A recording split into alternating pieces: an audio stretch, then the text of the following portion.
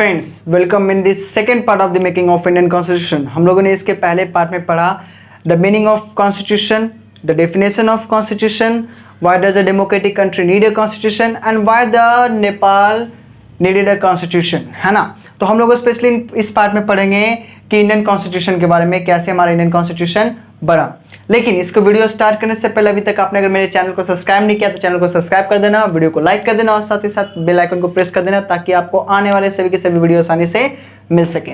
तो हम लोग आते हैं, यहाँ देखना, our Indian constitution was made by the constituent assembly. हमारा जो कॉन्स्टिट्यूशन बना था वो किसके द्वारा बना? Was made by the constituent assembly. And what was the constituent assembly? Constituent assembly था क्या? तो इसको जानने से पहले, this constituent assembly was set up by the cabinet mission. ये जो हमारा कॉन्स्टिट्यूएंट असेंबली है ये किसके द्वारा सेटअप हुआ? Setup bye the cabinet mission. Cabinet mission क्या है इसके बारे में जानता हूं, फिलहाल हम लोग कॉन्स्टिट्यूएंट असेंबली के बारे में जानते हैं। सो in June 1946 it became clear that the country shall be divided in two parts, India and Pakistan। तो स्टार्टिंग में जो हमारे कॉन्स्टिट्यूएंट असेंबली में जो मेंबर थे, बिफोर, यहाँ से मैं लिख दे रहा हूँ, before 1947 there were about 385 members in the constituent assembly. यानी स्टार्टिंग में जो कॉन्स्टिट्यूएंट असेंबली में अगस्त 1947, सॉरी, बिफोर अगस्त 1947, यानी अगस्त 1947 के पहले जो हमारे जो कॉन्स्टिट्यूएंट असेंबली में जो मेंबर थे देयर वर अबाउट 385 मेंबर्स। जो आज़ादी के बाद, ध्यान से देखना, आज़ादी के बाद ये क्या हुआ, यानी after 15th August 1947 when India got independence and when there was a partition between India and Pakistan, तो ये जो मेंबर थे इट बिकेम टू 299, जिसमें से कितने आ गए? 299 आ गए, 299 मेंबर आ गए। क्योंकि जो फर्स्ट मीटिंग हुआ था, फर्स्ट मीटिंग जो था, ध्यान से सुना, first meeting of the constituent assembly, ये जो फर्स्ट मीटिंग था जो कॉन्स्टिट्यूएंट असेंबली का, ये कब हुआ था? 9 दिसंबर 1946 को।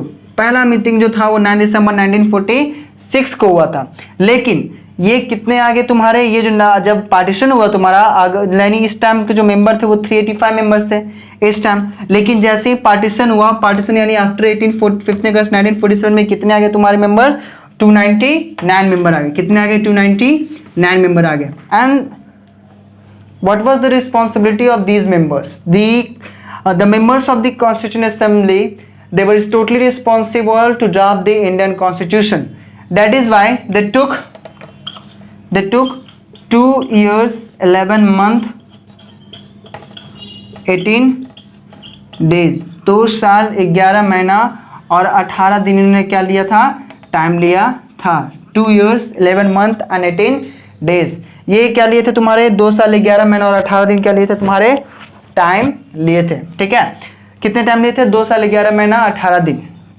तो ध्यान से सुनना, ये 299 मेंबर्स थे, यानी हमारा जो संविधान बनकर तैयार हो गया था, यानी our constitution was approved on 26 November 1949। हमारा जो कॉन्स्टिट्यूशन जो था वो बनकर तब कब तैयार हो गया? 26 नवंबर 1949, यानी our constitution was approved on 26 November 1949, but it came into effect on 26 January 1950। लेकिन ये जो इफेक्ट में आए ये कब आए तुम्हारे? 26 जनवरी 1950 को। ये क्या है तुम्हारे इफेक्ट में आए, यानी our constitution was enforced on 26 January 1950। और जो यहाँ पर तुम लोग 299 मेंबर्स देख रहे हो कॉन्स्टिट्यूशन असेंबली में, इस दिन on 26 January 1950 there were only 284 members, मात्र 284 मेंबर्स थे इस दिन जो क्या कहते कॉन्स्टिट्यूशन पर साइन किए थे। And then after the constitution was enforced in India. और हम लोग क्या करते हैं? 26 जनवरी को अपना रिपब्लिक डे मनाते हैं। Why do we celebrate republic day? Because our constitution was enforced on this day, that is why we do we celebrate republic day on 26 January 1950। यानी यहाँ पर याद रखना 284 members were actual present on 26 जनवरी। 299 में से मात्र 284 मेंबर प्रेजेंट है तुम्हारे, ठीक है। अब हम लोग एक इंपॉर्टेंट क्वेश्चन में आते हैं। इंपॉर्टेंट क्वेश्चन क्या है वो देखना। यहां तक तो हम लोगों ने देखा ये 26 नवंबर और ये 26 जनवरी। 26 नवंबर 26 जनवरी, ये इतना डिफरेंस क्यों है? हमारा जब if our constitution was approved on 26 November 1949, why the constitution came into effect on 26 January 1950? The reason behind that, क्या रीजन था? The reason behind that is on 26 January 1930, the Jawaharlal Nehru announced the पूर्ण स्वराज इन दी मतलब बोल सकते हो कि लाहौर की कांग्रेस अधिवेशन में 26 जनवरी उन्होंने ये घोषणा की थी कि 26 जनवरी को क्या होगा, भारत पूर्ण स्वतंत्रता दिवस मनाएगा, या उस दिन से भारत पूर्ण रूप से क्या हो जाएगा, स्वतंत्र हो जाएगा। इसलिए हमारे संविधान जब when our constitution was approved on 26 November but it came into effect on 26 January 1950। And who drafted the Indian constitution? Question किसने हमारे इंडियन कॉन्स्टिट्यूशन को ड्राफ्ट किया? डॉक्टर भीमराव अंबेडकर, जिसे हम लोग फादर ऑफ इंडियन, जिन्हें हम लोग फादर ऑफ इंडियन कॉन्स्टिट्यूशन के नाम से भी जानते हैं, ठीक है। तो ये हम लोगों ने क्या देखा हमारे कॉन्स्टिट्यूशन असेंबली को। अब हम लोग बात आते हैं कैबिनेट मिशन के बारे में। ये कैबिनेट मिशन क्या था, जरा इस पर ध्यान देना।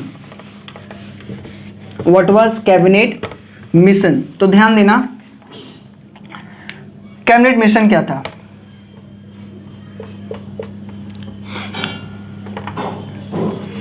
In June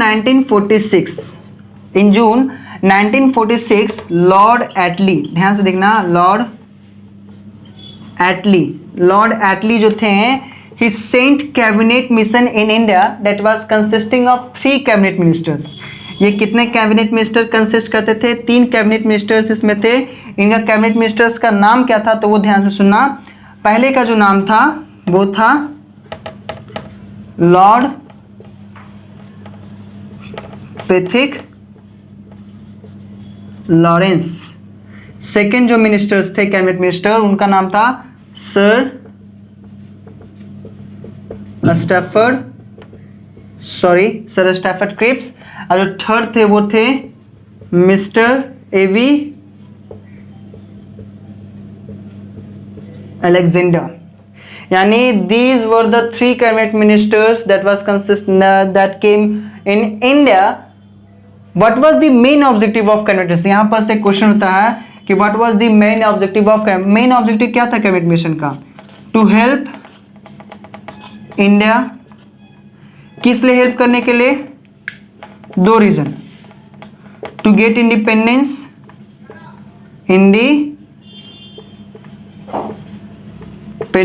and the second reason was to set up Constituent Assembly। ये 2 रीजन थे।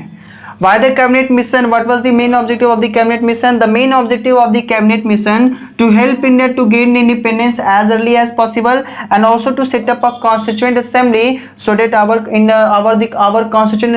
Indian constitution could be framed। यानी they were actually the members of the constituent assembly were responsible to frame the Indian constitution, to draft the Indian constitution. Okay, तो ये हमारा cabinet mission था। ये कब आ गया, कब भेजा गया था? जून 1946 में। किनके द्वारा? लॉर्ड एटली के द्वारा। कितने मेंबर्स थे इसमें? 3 मेंबर्स थे, lord Pethick Lawrence, sir Stafford Cripps and the third member was mister AV Alexander. Okay, नाम छोटा है, मेरी बातों पर ध्यान देना, समझ में आ जाएगा। तो अब हम लोग आते हैं कॉन्स्टिट्यूशन के बारे में। तो मैं इसे इरेज करता हूं, ध्यान से सुनना। क्या था आवर कॉन्स्टिट्यूशन? हमारा कॉन्स्टिट्यूशन में क्या था? इन स्टार्टिंग यानी शुरुआत में कितने आर्टिकल्स थे? 395 आर्टिकल्स थे।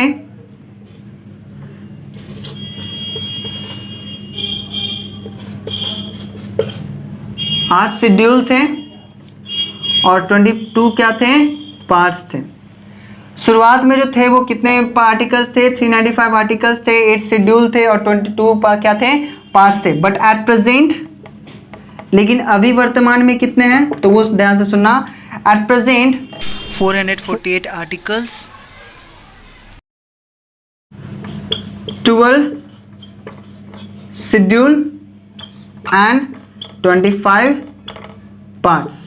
ये याद रखना कि अभी वर्तमान में 428 आर्टिकल्स है, 12 शेड्यूल है और 25 क्या है, पार्ट्स है हमारे इंडियन कॉन्स्टिट्यूशन में। शुरुआत में 395 थे, 8 शेड्यूल थे, 22 पार्ट्स थे, लेकिन at present it came to 428। It is increased 428 articles, 12 schedule and 25 parts. तो हम लोगों ने पूरी तरह से देखा कि हमारे इंडियन कॉन्स्टिट्यूशन का क्या मतलब होता है। तो आपको अगर वीडियो पसंद आया हो तो वीडियो को लाइक करना, चैनल को सब्सक्राइब करना और साथ ही साथ मेरे बेल आइकन को क्या करना, प्रेस करना, ताकि आपको आने वाले सभी के सभी वीडियो आसानी से मिल सके। हम लोग नेक्स्ट पार्ट में पढ़ेंगे forms of Indian constitution. Okay, thank you.